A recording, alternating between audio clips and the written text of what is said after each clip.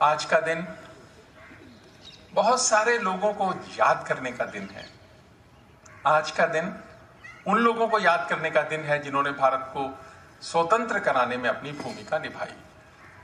ये उन लोगों को भी याद करने का दिन है जिन्होंने संविधान को बनाने में अपनी एक भूमिका निभाई। ये उन लोगों को भी याद करने का दिन है जिन्होंने संविधान को बनते हुए, वो संविधान सभा के शायद सदस्य न होंगे, लेकिन अपने अपने संशोधनों से, अपने अपने प्रस्तावों से और अपने अपने विचारों से कहीं ना कहीं प्रभावित किया। और ये उन लोगों को भी याद करने का दिन है जिन्होंने आज, जब संविधान भारत का 75वें वर्ष में प्रवेश कर रहा है, अपनी अपनी तरह से भारत को मजबूत करने में योगदान दिया। अभी हमने आजादी के 75 वर्ष भी मनाए थे कुछ 1-2 वर्ष पहले। तो ये जो देश आगे बढ़ा उसमें बहुत सारे लोगों का अपना अपना योगदान रहा। आज ये उनको भी याद करने का दिन है। हम सब जानते हैं कि 26 जनवरी 1950 को भारत का संविधान लागू हुआ, लेकिन उससे पहले भारत चलता था गवर्नमेंट ऑफ इंडिया एक्ट 1935 से, और ये 26 जनवरी तक चला, 26 जनवरी 1950 तक चला।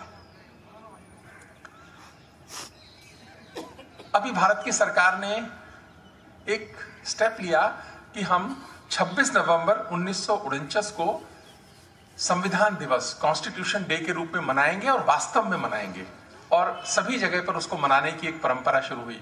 तो यानी भारत ने अडॉप्ट इसको किया 26 नवंबर 1949 को, 1949 को, और उसके 2 महीने के बाद इसको लागू किया। कई बार मन में ये बात भी सबके आती है, मैंने कई बार इसका जिक्र किया है कि हमने जब 26 जनवरी का दिन क्यों चुना और 15 अगस्त का दिन कैसे चुना गया। देखिए, 15 अगस्त का दिन चुनने का तो हमारा अधिकार था नहीं, उसके बारे में बहुत सारी कहानियां हैं। लॉर्ड माउंटबेटन ने कई बार ये शेयर किया कि मैं 15 अगस्त मैंने क्यों चूज किया।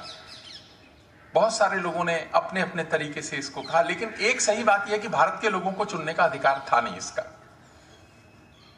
जिस भी कारण से चुना गया या बहुत सारे कारणों से तय किया गया आजादी का दिन 15 अगस्त का, तो उन्होंने सोचा कि 26 जनवरी का जो दिन है, 1929 में कांग्रेस का अधिवेशन हुआ था। 1929 में कांग्रेस का अधिवेशन हुआ था लाहौर में। 31 दिसंबर 1929 रावी नदी के तट पे कांग्रेस का अधिवेशन हुआ, और उस समय कांग्रेस ने पहली बार ये कहा कि हम अभी तक डोमिनेंस स्टेटस मांगते थे कि आप हमको 26 जनवरी 1930 तक डोमिनेंस स्टेटस अगर नहीं देंगे तो हम पूर्ण स्वराज्य की मांग करेंगे।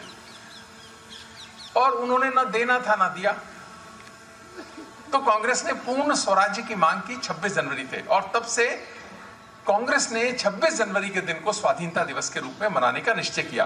तो उनके पास ये एक पवित्र सा दिन था कि हमने इसको स्वाधीनता दिवस के रूप में मनाया है, तो तय किया गया कि संविधान को 26 जनवरी से लागू करेंगे।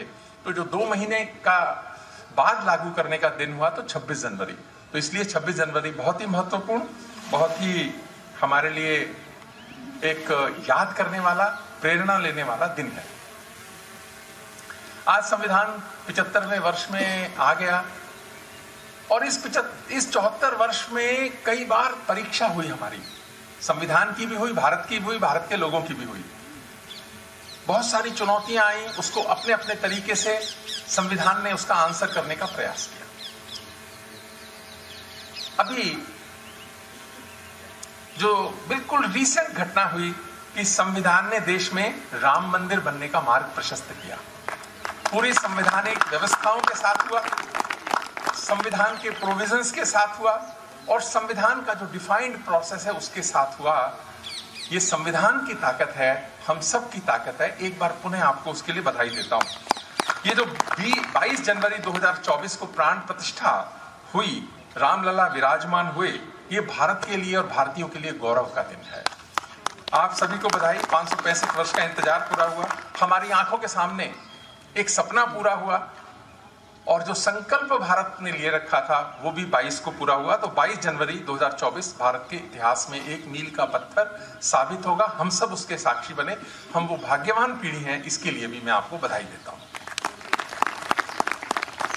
आप में से बहुत सारे लोग लॉ के हैं, बहुत सारे लोगों ने संविधान देखा भी होगा। उसमें एक पार्ट 3 है। पार्ट 3 है फंडामेंटल राइट्स, और जो ओरिजिनल कॉन्स्टिट्यूशन है उसके पार्ट 3 फंडामेंटल राइट्स जब शुरू करते हैं तो उसमें उन्होंने भगवान राम, सीता और लक्ष्मण के चित्र बनाए हुए हैं। और पार्ट 3 जब राइट्स की बात करते हैं तो इसका मतलब जब वो बना रहे थे कहीं भगवान राम को उन्होंने आदर्श माना होगा, लिखने वालों ने उसको आदर्श माना होगा कि हम राइट्स दे रहे हैं लेकिन राइट्स में एक मर्यादा जुड़ी हुई है, और राम तो मर्यादा के प्रतीक हैं। उससे इंस्पिरेशन लेकर जब ये बना होगा तो कितना उसका प्रभाव रहा होगा बनाने वालों के ऊपर भी, कि भगवान राम, सीता और लक्ष्मण को उन्होंने वहां पर रखा। वो मानते थे, जानते थे कि राम तो भारत की आत्मा है, राम भारत की पहचान है, भारत के प्राण है, ऐसा संविधान बनाने वालों ने भी माना। अन्यथा उन चित्रों की आवश्यकता नहीं थी। उससे उन्होंने कोई मैसेजिंग देने की कोशिश करी, और वो जो मैसेजिंग थी वो भी 22 जनवरी को सार्थक सिद्ध हुई कि संवैधानिक व्यवस्थाओं के तहत हमने भगवान राम की प्राण प्रतिष्ठा करी अयोध्या के अंदर। दूसरी एक और जो पिछले 2-3 वर्षों में एक शब्द चला है, सही भी है, कि India is the mother of democracy, और उस पर अब बहुत सारी पुस्तकें भी आ रही हैं, कुछ आ भी गई हैं, और उसमें भारत की जो प्राचीन सारी परंपराएं थी डेमोक्रेसी की, उसके बारे में बात की गई है। ग्राम सभा की बात, ग्राम समितियों की बात पाणिनि, मेगास्थनीज और कौटिल्य ने बहुत बार रेफर किया कि भारत में गणराज्य थे। बहुत सारी चीजें जानकारी में है, बहुत सारी चीजें जानकारी में नहीं भी है, लेकिन ग्राम व्यवस्था, समिति, सभा ऐसा थी। तो जो आज जो प्रेजेंट फॉर्म ऑफ डेमोक्रेसी है वैसा न भी रहा हो, उस समय जो भी फॉर्म ऑफ डेमोक्रेसी था, आधा अधूरा, पूरा, अच्छा बुरा जैसा था, हमने प्रैक्टिस पहले बहुत किया। 1000 वर्ष से पहले के कालखंड की बात करता हूं, थोड़ा थोड़ा बाद में भी रहा, क्योंकि ब्रिटिश राज्य भी और जो भी गुलामी का टाइम था, पूरा भारत कभी उनके अधीन नहीं था। ऐसा कभी नहीं हुआ कि पूरा भारत अधीन रहा हो।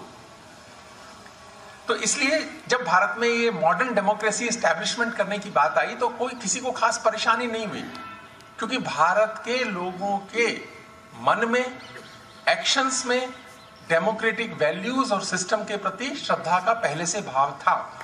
इस कारण से हमने एक अच्छा लोकतंत्र स्थापित किया। कई देशों ने स्थापित किया, चला नहीं पाए। किसी का 5 साल चला, किसी का 20 साल चला, किसी का 30 साल चला, किसी को 3-4 बार कॉन्स्टिट्यूशन ही लिखना पड़ गया। पर हमारे यहाँ इसकी कोई आवश्यकता नहीं पड़ी, क्योंकि भारत के मन में, भारत की आत्मा के अंदर डेमोक्रेटिक वैल्यू है, और हमने सबसे बड़ा, सबसे प्रभावशाली लोकतंत्र का आदर्श विश्व के सामने रखा। ये ताकत है भारत की। और भारत में सत्ता के ट्रांसफर के लिए कभी संघर्ष नहीं हुआ। तो एक आदर्श डेमोक्रेसी जो है वो भारत ने विश्व को दी, प्रैक्टिस करी, और इतनी बड़े साइज की डेमोक्रेसी हो पाई। इसके लिए भी आपको बहुत बहुत आभार, आपको बधाई। और ये जो भारत है ना, यहाँ के लोगों में संविधान के प्रति श्रद्धा का भाव है, अपनेपन का भाव है, अपनेपन का भाव है, श्रद्धा का भाव है, सम्मान का भाव है। इसी कारण से जब कोई चीज तय हो जाती है तो सब मान लेते हैं उसको। इस तरह की ट्रेनिंग कितने देशों में, कितने लोगों के पास है। तो जब जो लोग बात करते हैं कि भारत में डेमोक्रेसी कमजोर है, उनको सोचना चाहिए ये कमजोर नहीं है, बहुत बड़ी है, बहुत प्राचीन है, भारत की जड़ों में है, भारत के लोगों में है, भारत के मनों में है। इसी कारण से हम विश्व में लोकतांत्रिक व्यवस्था, डेमोक्रेसी के नए नए स्टैंडर्ड्स देते जा रहे हैं, और ये सब संविधान के फ्रेमवर्क में है। इसलिए उनको बनाने वालों को बहुत बहुत आभार। सरदार वल्लभ भाई पटेल ने जब भारत स्वाधीन हुआ ना, उसके 1 साल के बाद एक ऑल इंडिया रेडियो में अपने एक स्पीच दी थी सरदार वल्लभ भाई पटेल ने। उन्होंने कहा था कि भारत के स्वतंत्रता का 1 साल बीता है, ये हमारे सामने अनेक चुनौतियां थीं।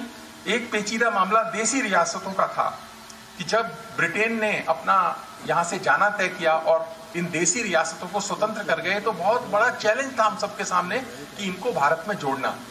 तो मैं राजाओं का बहुत आभार व्यक्त करता हूं कि उन्होंने देश प्रेम को, राष्ट्र को एक करने के लिए अपना सब कुछ त्याग दिया। ऐसा उदाहरण विश्व में कहीं मिलता नहीं है। और ये देश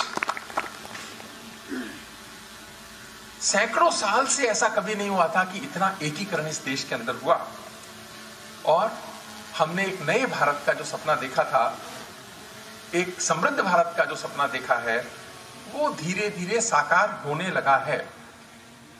इसके लिए जो भारतीयों ने संघर्ष किया उसको हम थोड़ा थोड़ा जमीन पर उतार कर ला रहे हैं, ऐसा सरदार वल्लभ भाई पटेल ने कहा।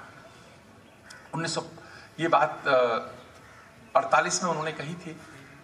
50 में संविधान भी लागू हुआ और उस समय रामधारी सिंह दिनकर बहुत बड़े कवि थे, उन्होंने एक कविता लिखी जिसको अलग अलग तरीके से बहुत सारे राजनीतिक दल भी इस्तेमाल करते हैं। उन्होंने क्या कहा कि सदियों की ठंडी बुझी राख सुगबुगा उठी, मिट्टी सोने का ताज पहन इठलाती है, दो राह समय के रथ का घर घर नाद सुनो, सिंहासन खाली करो कि जनता आती है, सिंहासन खाली करो कि जनता आती है। सबसे विराट जनतंत्र जगत का आ पहुंचा, सबसे विराट जनतंत्र जगत का आ पहुंचा, 33 कोटि हित सिंहासन तय करो, अभिषेक आज राजा का नहीं प्रजा का है, अभिषेक आज राजा का नहीं प्रजा का है, 33 कोटि जनता के सिर पर मुकुट धरो। तो 1950 में संविधान आया, कवियों ने लिखना शुरू किया और ये रामधारी सिंह दिनकर की जो पंक्तियां हैं ये वास्तव में राजतंत्र से लोकतंत्र, राज सत्ता से लोक सत्ता की तरफ जब भारत शिफ्ट हुआ, संविधान के अनुसार हुआ, तो कितना अच्छा विराट रूप भारत का बना है। तो एक प्रश्न उठता है कि क्या संविधान अपनी अपेक्षाओं पे खरा उतरा है? क्या संविधान से जो लोगों ने अपेक्षा की थी, we the people of India, क्या खरा उतरा है? तो मैं समझता हूं यहां जितने लोग भी बैठे हैं वो इस बात पे सहमत होंगे कि इसका आंसर केवल हाँ है कि संविधान उतरा है, अपेक्षाओं पे खरा उतरा है।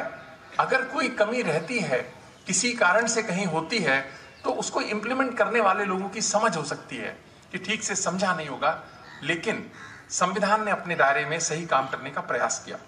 तो जब आज 75वें वर्ष में प्रवेश कर रहे हैं तो उसको दोबारा से सबको पढ़ना भी चाहिए, उससे इंस्पिरेशन मिलती है, समझ मिलती है।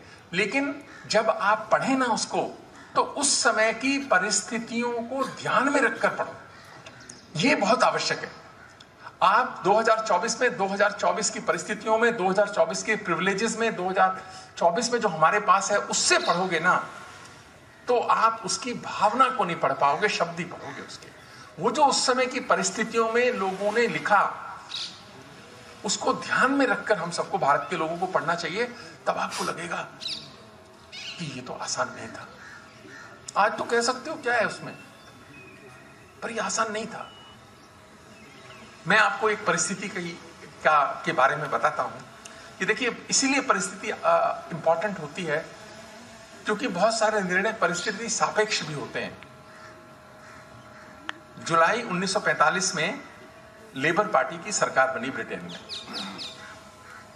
जब ये सेकेंड वर्ल्ड वॉर खत्म हुआ, उसके बाद इलेक्शन हुए ब्रिटेन में, और उस समय की जो रूलिंग पार्टी थी, जिसके प्रधानमंत्री चर्चिल थे, जो भारत के विरोधी थे और भारत के प्रति बहुत खराब भाव भी रखते थे। विरोधी होना एक भी बात हो सकती है, आपकी स्ट्रैटेजी भी हो सकती है, लेकिन व्यक्तिगत रूप से भी खराब भाव रखना भारत और भारतीयों के बारे में, ये चर्चिल का स्वभाव था। चर्चिल चुनाव हारे और लेबर पार्टी की सरकार बनी और क्लेमेंट एटली 26 जुलाई 1945 को, मैं ये डेट्स जरा ध्यान से सुनना, 26 जुलाई 1945 को प्राइम मिनिस्टर बने चर्चिल की जगह। 26 जुलाई 1945 और 47 में आ गई स्वाधीनता, 2 वर्ष। ये 2 वर्ष का कालखंड इतना इंपॉर्टेंट है, हर दिन कोई घटना हुई है इसके अंदर, कुछ हमारे फेवर में गई, कुछ हमारे फेवर में नहीं गई। तो जब भी संविधान आप दोबारा पढ़ें तो वो परिस्थिति ध्यान में रखना। और ये जो क्लेमेंट एटली बने ना, ये भारत की आजादी के समर्थक थे। चर्चिल विरोधी थे, लेकिन जिस समय वर्ल्ड वॉर शुरू हुई और तो उस समय क्या हुआ कि वॉर टाइम कैबिनेट बनती है। तो ब्रिटेन के अंदर वॉर टाइम कोalition गवर्नमेंट बनी पहले तो इमीडिएटली, सभी देश बनाते हैं जब युद्ध शुरू हो जाता है तो। और उस वॉर टाइम जो कैबिनेट बनी, उसमें क्लेमेंट एटली जो विरोधी दल के नेता थे उससे पहले, उनको डिप्टी प्राइम मिनिस्टर बनाया गया। चर्चिल प्राइम मिनिस्टर थे, ये डिप्टी प्राइम मिनिस्टर थे। और चर्चिल ने उस समय उनको चेयरमैन बनाया, chairperson of a committee to look after the affairs of India. तो इंडियन अफेयर्स का काम भी इनको दिया। 45 तक इनके पास ये काम रहा और बाद में ये प्राइम मिनिस्टर हो गए। तो ये जो वॉर टाइम कैबिनेट थी, इसकी अपनी एक मर्यादा थी कि फोकस तो वॉर पे था, इंडिपेंडेंस पे तो फोकस था नहीं। लेकिन जब ये गवर्नमेंट बन गई 46 में, तो इन्होंने पहला काम क्या किया, क्योंकि ये भारत की आजादी के फेवर में थे। एटली, क्लेमेंट एटली चर्चिल विरोध में थे। अब चर्चिल विरोधी दल के नेता हो गए, ये हो गए प्राइम मिनिस्टर हो गए। तो इन्होंने एक 3 लोगों की कमेटी भारत में भेजने का तय किया, 3 कैबिनेट मिनिस्टर्स की।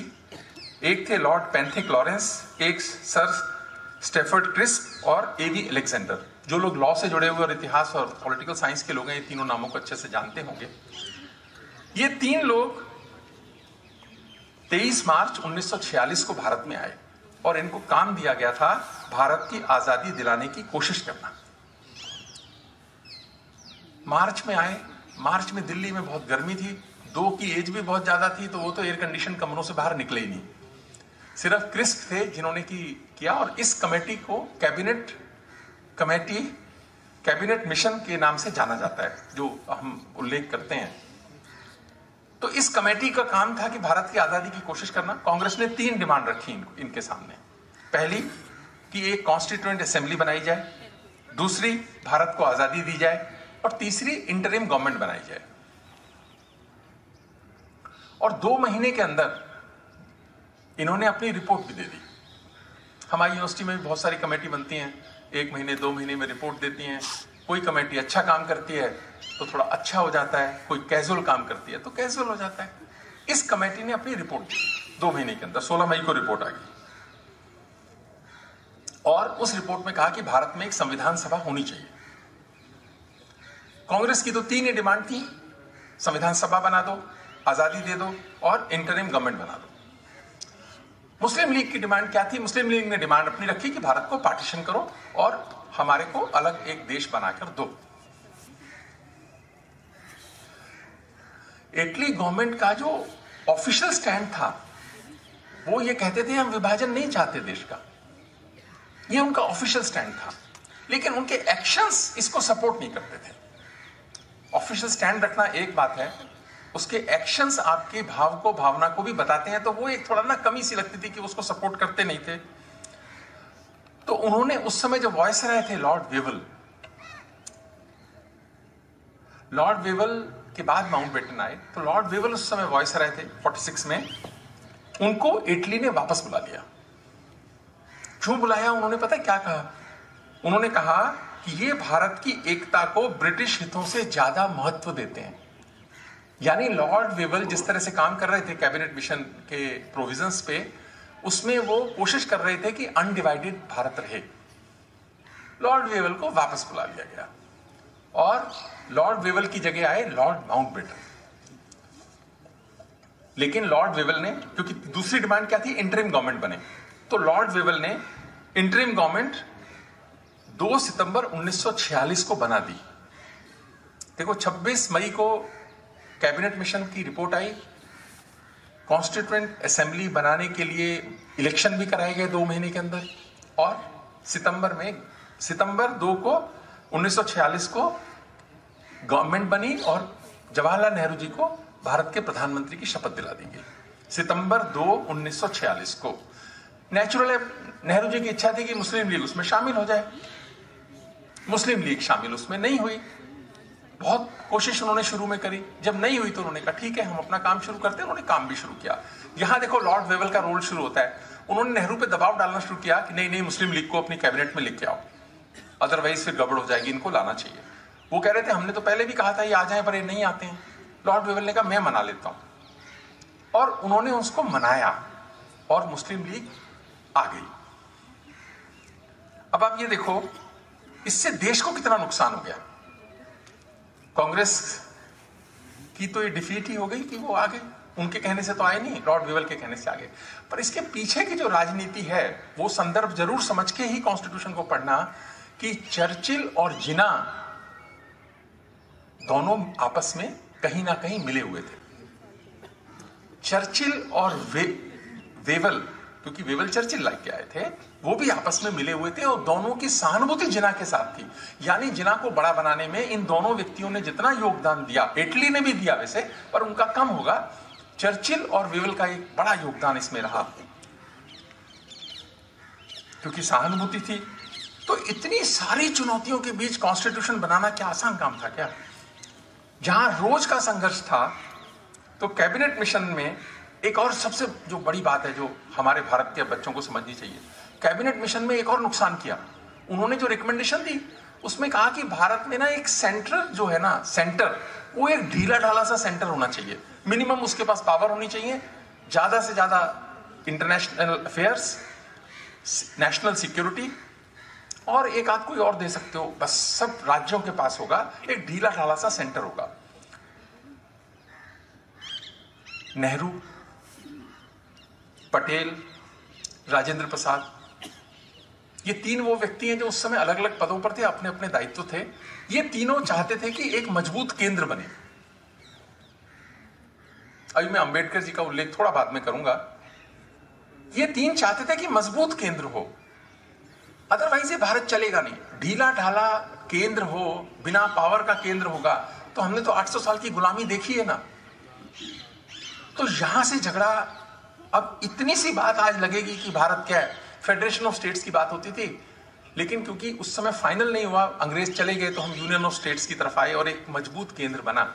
और आज अगर भारत कहता है, संकल्प लेता है कि हम 47 तक एक विकसित राष्ट्र होंगे, अगर केंद्र मजबूत नहीं होगा, आप सब मानेंगे ऐसा नहीं हो सकता था, तो एक ये जो निर्णय था, ऐसे कितने निर्णय हुए होंगे, पर एक ये जो निर्णय है कि सेंटर मजबूत होना चाहिए। कैबिनेट मिशन नहीं चाहता था कि सेंटर मजबूत हो, संविधान सभा ने इसको बदला।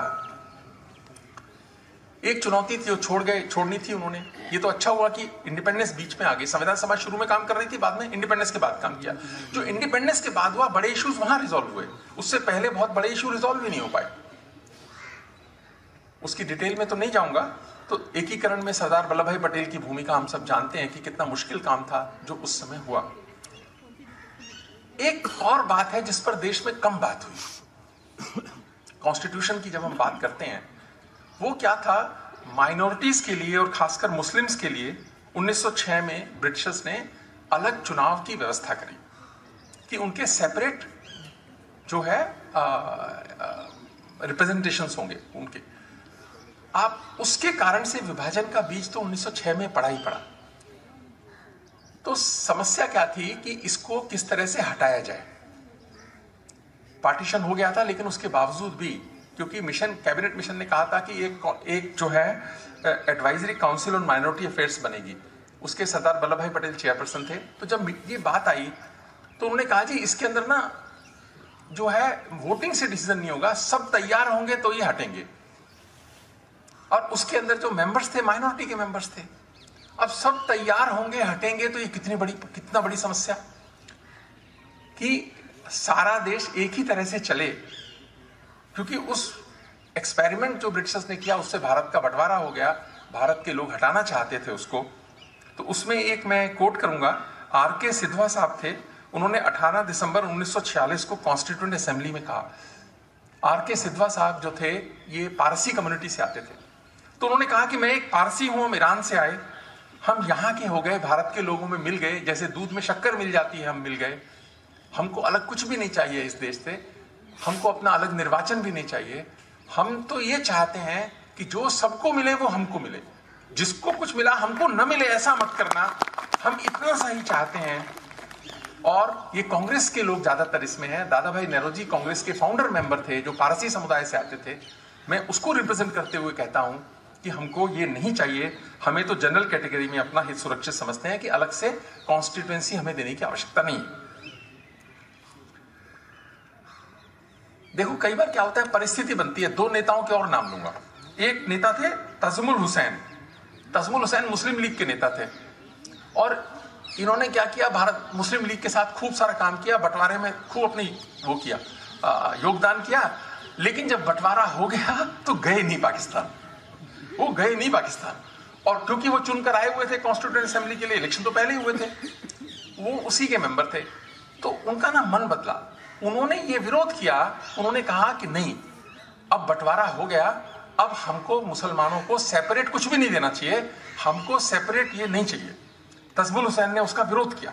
कितना परिवर्तन उस समय हुआ उनके मन में, या जो भी रीजन रहे होंगे, उन्होंने उसका विरोध किया।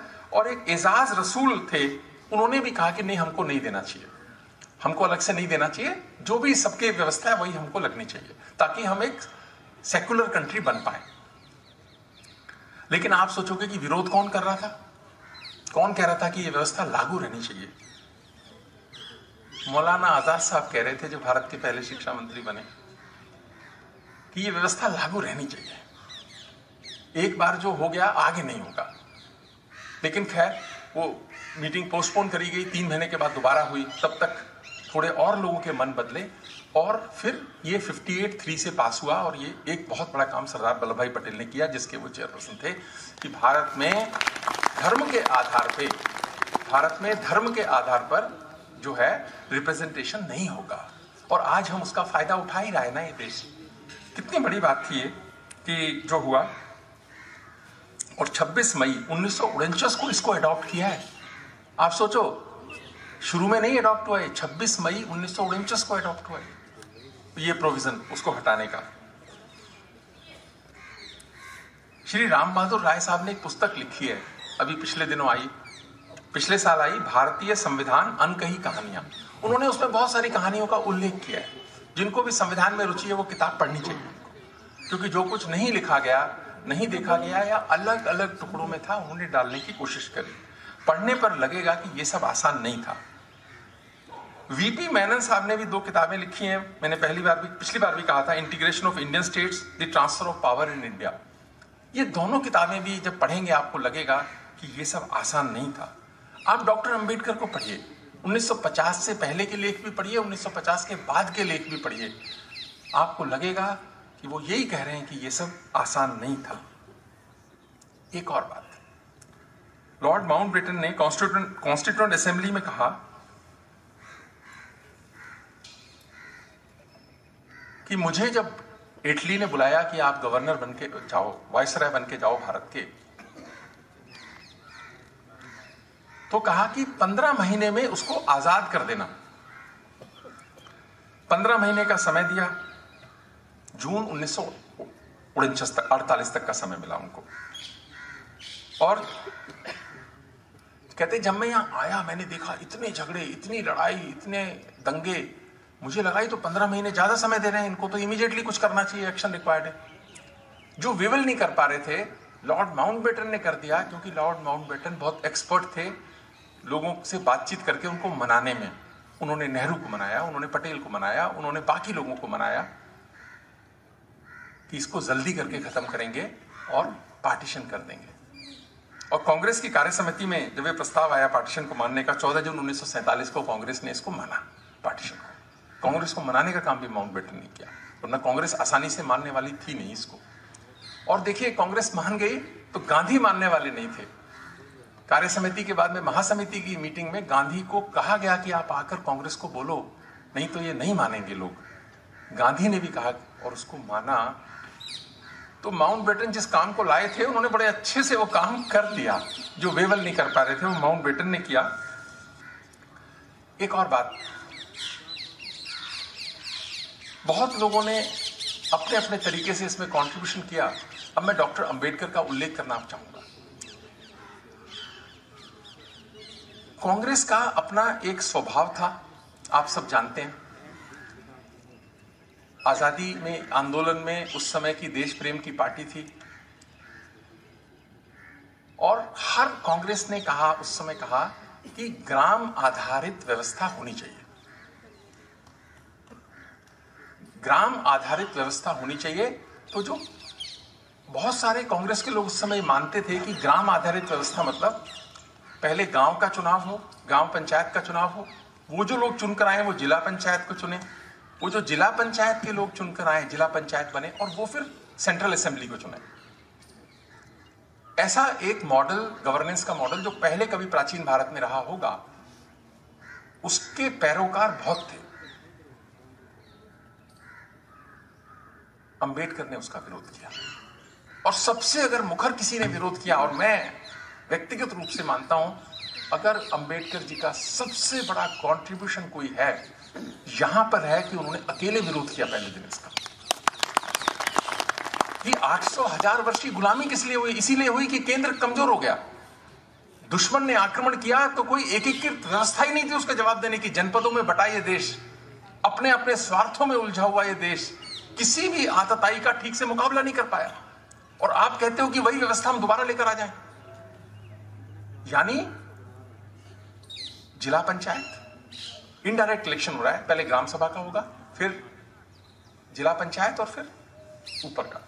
उन्होंने कहा नहीं, नागरिक को अधिकार होना चाहिए कि मैं प्रोविंशियल जो असेंबलीज हैं वो बनाएं, हम असेंबली के लिए डायरेक्ट चुने और उसके बाद लोकसभा के लिए भी डायरेक्ट चुने। लोग जब डायरेक्ट चुनेंगे, इतने लोग जब निर्णय लेंगे तो वो सही निर्णय होगा। उनके चुने हुए लोग जब निर्णय लेंगे तो वो प्रभावित होता है और केंद्र कभी मजबूत हो नहीं सकता। कितनी जबरदस्त सोच थी। और जब मैं इसको पढ़ा, मुझे नहीं जानकारी नहीं थी इसकी, मैंने और पढ़ने की कोशिश की कि आज मैं बोलूंगा कि गलत ना बोल दूं ये बात। फिर मैंने और कई सोर्सेज से पढ़ने की कोशिश करी। अरे एक ही कंट्रीब्यूशन इतना जबरदस्त है, बाकी छोड़िए सारे कंट्रीब्यूशन, कि आज अगर हम एक मजबूत भारत में बैठे हुए हैं तो इसलिए है कि यहां केंद्र मजबूत है और भारत के लोग डायरेक्ट चुनते हैं। हम तो ये बात करते हैं कि प्रेसिडेंशियल फॉर्म ऑफ गवर्नेंस क्या अच्छी होगी, और कहां उस समय व्यवस्था ऐसी हो सकती थी, हुई नहीं। मैं सब कांग्रेस के लोग भी तैयार नहीं थे उसके लिए, पर अगर होती तो क्या होता। केंद्र अगर मजबूत नहीं होता तो देश फिर से एकता कैसे रहती। इसीलिए संविधान का सबसे बड़ा उपकार जो देश के ऊपर है वो यह है कि देश को एकता और अखंडता को मजबूत किया, और इसमें अंबेडकर जी ने अपना बहुत बड़ा योगदान किया। लोग ये योगदान की बात नहीं करते क्योंकि लोगों ने पढ़ा ही नहीं है ठीक से इस बात को। ऐसे न जाने कितने होंगे। जब आप अब 75वां वर्ष है, हम बहुत सारे कार्यक्रम करेंगे। मेरी इच्छा है कि आप सबसे कि आप जब पढ़ें तो संदर्भों के साथ पढ़ें इसको, और तब सोचें कि एक जो पंक्ति लिखी हुई है, कितनी मेहनत, कितनी समझ, कितने झगड़े, कितनी विचार, कितने डेलिब्रेशन और डिस्कशंस के बाद इसमें आई है वो। इसी कारण से, और दूसरी बात है, इतना सब हुआ और हम लोग वोट देने नहीं जाते। वोट देने का अधिकार हमारा संवैधानिक अधिकार है, और हम भारत में 40% वोटिंग, 50% वोटिंग, 60% वोटिंग। अगर आप इस देश से सब कुछ चाहते हैं तो इसकी व्यवस्थाओं में पार्टिसिपेट तो करो। आप लोग आज शपथ लो कि हम अपना वोट जरूर डालेंगे। जो लोग इसके लिए तैयार हैं हाथ खड़े करो। हाँ, और अपने परिवार के हर लोग को भी डलवाएंगे, दोस्तों को भी डलवाएंगे। देखो 90% हमारी वोटिंग होनी चाहिए। 90 नहीं होती है तो 85% होनी चाहिए। 80% से कम तो वोटिंग देश में होनी नहीं चाहिए, क्योंकि लोकतंत्र कमजोर होता है उससे। अगर अंबेडकर जी ने कहा था अदरवाइज तो इनडायरेक्ट व्यवस्था लागू हो जाती, ठीक था। डायरेक्ट जब व्यवस्था है कि हम डायरेक्ट लोकसभा के लोगों को चुनते हैं और एक केंद्र की सरकार बनती है, तो हमको अपने कर्तव्य की तरफ भी सोचना चाहिए। क्योंकि पार्ट 3 में भगवान राम भी वहां बैठे हैं। खाली प्राण प्रतिष्ठा इसलिए नहीं हुई है, वो राइट्स में जब बात हुई है, प्राण प्रतिष्ठा हुई है, वो इसलिए ही सिर्फ थोड़ी हुई है, वोट देने के लिए भी हुई है कि आप लोग वोट दें। ये हमारा राष्ट्रीय कर्तव्य है, हमारा दायित्व है ये, और इससे जरूरी कोई काम हो भी नहीं सकता है। इसी से तो हमारे लोकतंत्र की पुनर्स्थापना हुई है। बस अंतिम बात, भारत के प्रधानमंत्री ने संकल्प लिया कि भारत को विकसित राष्ट्र बनाना है, और वो किसके भरोसे संकल्प लिया उन्होंने? आप सबके भरोसे संकल्प लिया है, हम सबके भरोसे संकल्प लिया है। और भारत की सरकार का भी वो संकल्प है, भारत के लोगों का भी संकल्प है, और इसको बनाने का सबसे प्रभावी इंस्ट्रूमेंट है शिक्षा। और शिक्षा को सबसे ज्यादा प्रभावी बनकर चलाने वाले लोग हैं शिक्षक। ठीक बात है ना? तो अपनी चिंता करने वाले देश में बढ़ गए, देश की चिंता करने वाले कम हो गए। संविधान में इसने व्यवस्था नहीं है, क्योंकि वो देश प्रेम से भरे लोग थे, उन्होंने इसको आवश्यक नहीं समझा कि ऐसा भी कोई प्रोविजन डाल जाए। लेकिन हमको, अगर देश की चिंता करने वाले कम हो गए तो देश फिर खतरे में ना पड़ जाए, और जब ये विकसित राष्ट्र होगा तो ये खतरे में पड़ने की संभावना भी ज्यादा होगी। इसी कारण से देश की चिंता करने वाले कैसे बने, देश हमारे विश्वविद्यालयों में आए, हमारी बातों में आए, विचार में आए, क्लास में आए, बच्चों में आए। और जब हम कहते हैं अच्छे इंसान बनाना हमारा काम है, देखिए अच्छे इंसान कैसे बना नहीं सकते आपको उसका उदाहरण बनना पड़ेगा, खुद अच्छा बनना पड़ेगा पहले। जब आप कुछ अच्छे होंगे तो आपकी बात का प्रभाव पड़ेगा। इसीलिए जब हम क्वालिटी ऑफ एजुकेशन की बात करते हैं, ओरिजिनलिटी की, इनोवेशन की, रिसर्च की बात करते हैं, तो आप अच्छी रिसर्च करें, अच्छी रिसर्च करें। आवश्यक है, 75 वर्षों में हुई भी है, लेकिन अब क्वांटम जंप की जरूरत है कि हमको पब्लिकेशन टू प्रोडक्ट्स की तरफ जाना चाहिए। देश ऐसी अपेक्षा रखता है क्योंकि हमारी साइज ऑफ इकोनॉमी 4 ट्रिलियन की है, हमको 30 ट्रिलियन तक जाना है उसको लेके। तो इस कारण से रिसर्च भी चाहिए, इनोवेशन चाहिए। और मेरे जो टीचर साथी बैठे हैं कि आपको पढ़ना चाहिए, पढ़ाना चाहिए अच्छे से, क्वालिटी रिसर्च करनी चाहिए, रिस्पॉन्सिबल बने, सेंसिटिव बने और नए आइडियाज पे काम करें। अभी प्रधानमंत्री जी ने एक पोर्टल आइडियाज के लिए रखा है, मेरी रिक्वेस्ट है आप सब भी रजिस्टर करें। प्रिंसिपल्स बैठे हैं बहुत सारे, मैं उस समय उल्लेख करना रह गया मेरे से। आप सब अपने जितने स्टूडेंट्स आपके पास हैं उनको उस पोर्टल पे रजिस्टर कराइए और उनके पास जो आइडियाज़ हैं उसको शेयर कीजिए। न जाने कौन सा आइडिया कुछ अच्छा बने तो आप उदाहरण बने ताकि लोग आपको फॉलो करें, ये बहुत आवश्यक है। और हमको कुछ सनराइजिंग सेक्टर्स आइडेंटिफाई करने चाहिए। एक तो टेक्नोलॉजी है ही, जिसमें हमने वर्ल्ड में यूपीआई बनाया जो वर्ल्ड में नंबर 1, हमने सॉफ्टवेयर सर्विसेज में हम वर्ल्ड में नंबर 1 बने। नए 2-4 सेक्टर्स और आइडेंटिफाई करने चाहिए जो देश में वेल्थ क्रिएट करेंगे देश के लिए। एनर्जी है, एग्रीकल्चर है, एजुकेशन है, हेल्थ है। हम सबकी भूमिका एजुकेशन में होनी चाहिए और ऐसे माइंडसेट करें जो दूसरे सेक्टर्स को मदद करें। इसी कारण से किसी की पंक्तियां हैं, मैं उससे कोट करता हूं कि जब एड़ी चोटी का प्रयास होता है तब सपने सच होते हैं। जब एड़ी चोटी का प्रयास होता है तो सपने सच होते हैं। जब इरादे अटल होते हैं, हौसले प्रबल होते हैं, तब सपने सच होते हैं। ये सपने सच करने का वक्त है। हमको अपनी अपनी भागीदारी सुनिश्चित करनी है, यही संविधान अपेक्षा करता है। और आप सबको आज के गणतंत्र दिवस की बहुत बहुत बधाई। आप सबके लिए शुभ हो, भारत के लिए शुभ हो, विश्व के लिए शुभ हो। इन अपेक्षाओं के साथ एक बार पुनः आप सभी को बहुत